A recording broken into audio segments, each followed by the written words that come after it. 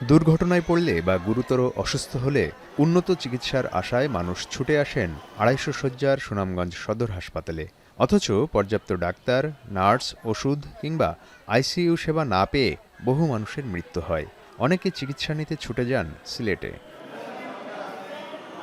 ২,৪৬,৫০,০০০ টাকা ব্যয়ে বিশ্বব্যাংক ও বাংলাদেশ সরকারের যৌথ অর্থায়নে সদর হাসপাতালের ৮ম তলায় ১০ শয্যার আইসিইউ ইউনিট স্থাপন করা হয়।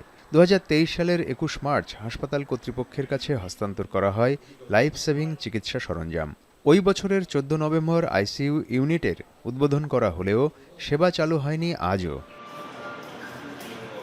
চলতি বছরের ১৪ জুন দ্বিতীয়বার আইসিইউটির উদ্বোধন করা হয়, কিন্তু ২ দফা উদ্বোধন হলেও এখনও পূর্ণাঙ্গভাবে রোগী ভর্তি বা চিকিৎসা সেবা শুরু হয়নি। তদারকির অভাবে হাসপাতালের প্রথম তলা থেকে ৭ম তলা পর্যন্ত চারিদিকে নোংরা আবর্জনা ও দুর্গন্ধ, ছারপোকায় অতিষ্ঠ রোগী ও স্বজনরা।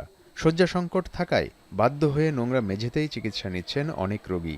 আইসিইউ ইউনিট চালু না থাকায় রোগীদের দৌড়াতে হচ্ছে সিলেটে।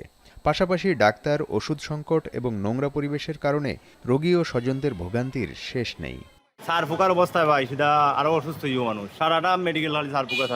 চিকিৎসা নাই, ডাক্তারে ৫০০ বার কইলে একটা কথা নাই, তারা কয় ওষুধ নাই, চিকিৎসা নাই, কিচ্ছু নাই, যাও বাইরে, খালি রুগী লিয়ে বাইরে। হাসপাতাল কর্তৃপক্ষ বলছে, আইসিইউ চালু করতে সব ধরনের প্রস্তুতি নেওয়া হচ্ছে। অল্প কিছু লজিস্টিক সাপ্লাই বাকি রয়েছে, যা দ্রুতই কেনা হবে।